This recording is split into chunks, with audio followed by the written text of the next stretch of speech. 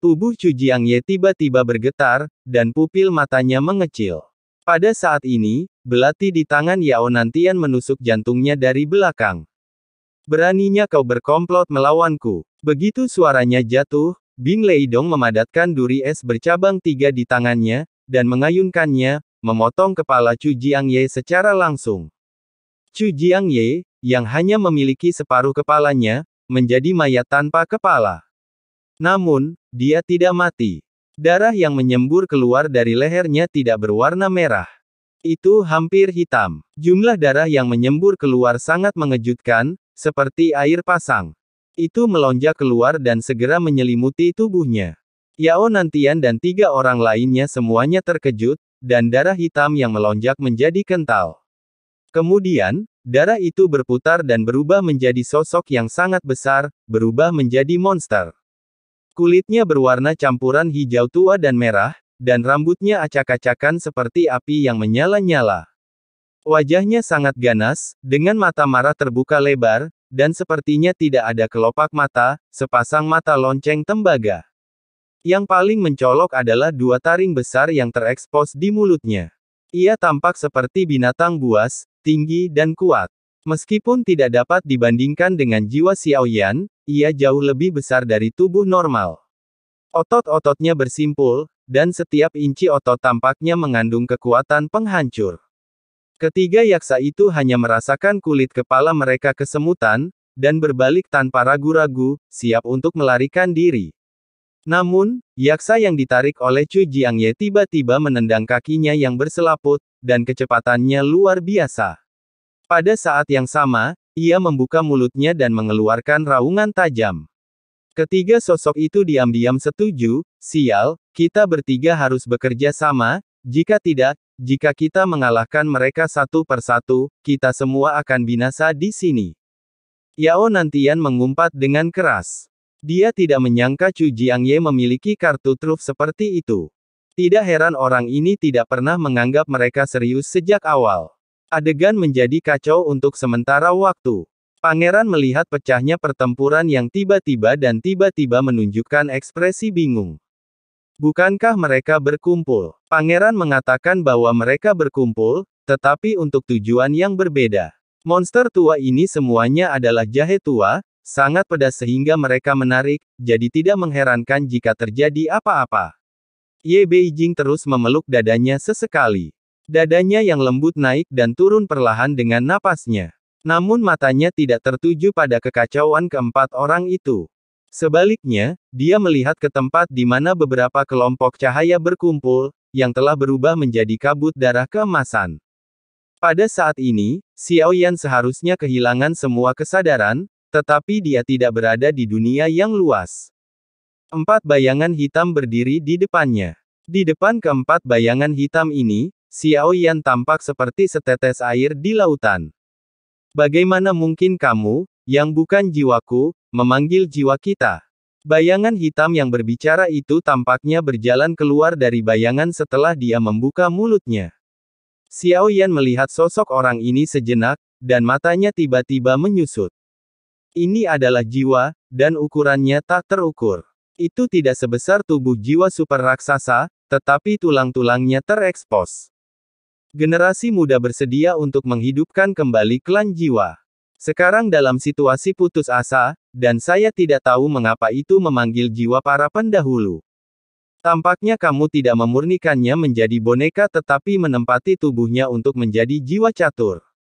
Changmang telah dihancurkan, dan klan jiwa telah lama tidak ada lagi.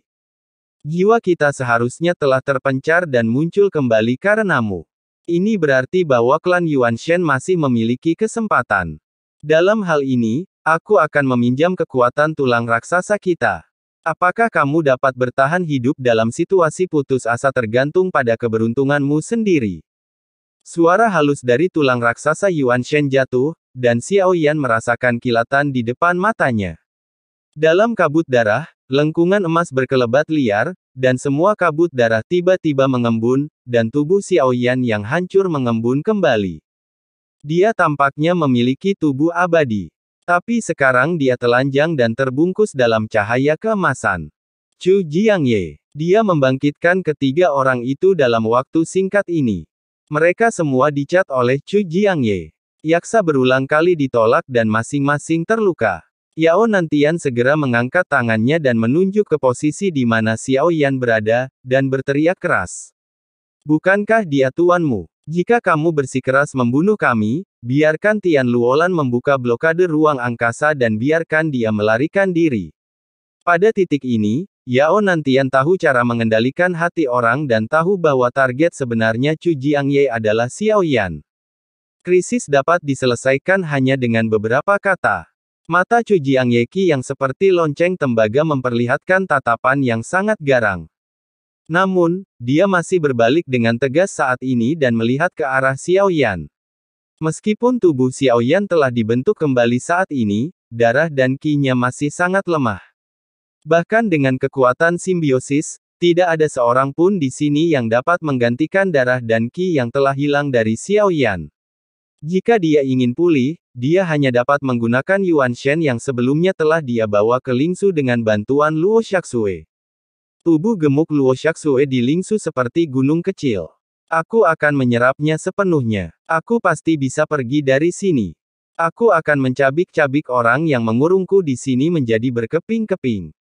Pada saat ini, sosok Xiao Yan tiba-tiba muncul, dan dia menendang Luo Shaxue lagi ke udara. Yang terakhir tiba-tiba terkena boneka Yuan Shen dengan kekuatan besar, dan setengah dari tubuhnya yang besar dimuntahkan dalam sekejap. Dia ingin menelannya kembali. Kekuatan besar itu datang lagi, dan seluruh hantu Yuan Shen dimuntahkan olehnya, dan ditutupi dengan lendir. Xiao Yan membawanya dan menghilang di Lingsu dalam sekejap, meninggalkan Luo Shaxue dalam keadaan terkejut. Setelah tertegun sejenak, Luo Shaxue bereaksi di sisi kanan, dan kali berikutnya, itu semua adalah aumannya. Dia membalikkan tempat ini, tetapi itu sepenuhnya dipulihkan dalam sekejap. Wow, Luo Shaxue terus membuat suara muntah kering. Tampaknya dia sangat sedih. Hantu jiwa muncul di kehampaan. Tepat di depan Xiao Yan, Yao Nantian melihat pemandangan ini dan tidak bisa menahan diri. Bagaimanapun, ini adalah hal yang telah dia lakukan dengan sangat keras, dan itu juga salah satu caranya yang kuat. Hantu jiwaku, cepatlah kembali padaku. Yao Nantian segera memikirkannya dan mencoba memanggilnya kembali. Tetapi pada saat ini dia tertegun, dan ikatan antara dia dan hantu jiwa menghilang. Aku tidak bisa menyerap kekuatan darahnya sekarang, jadi aku hanya bisa mengambilnya untuk sementara dan menjadikannya klonku. Kemudian menggunakan kekuatan darahnya untuk melawannya.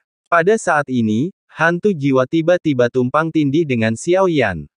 Pada saat ini, pertempuran cahaya keemasan Xiao Yan, bintang-bintang yang menghilang di tengah alisnya tiba-tiba muncul kembali satu persatu, dan 9 bintang Ying He tiba-tiba mengembun lagi.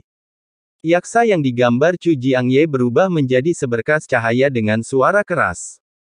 Ia menghantam Xiao Yan. Pukulan mematikan Xiao Yan sebelumnya jelas telah membuat Chu Jiangye membayar harga yang mahal. Tubuh yaksa yang digambarnya saat ini pastilah salah satu cara untuk menyelamatkan hidupnya. Demikian pula, Chu Jiangye juga berada di batas kerusakannya saat ini.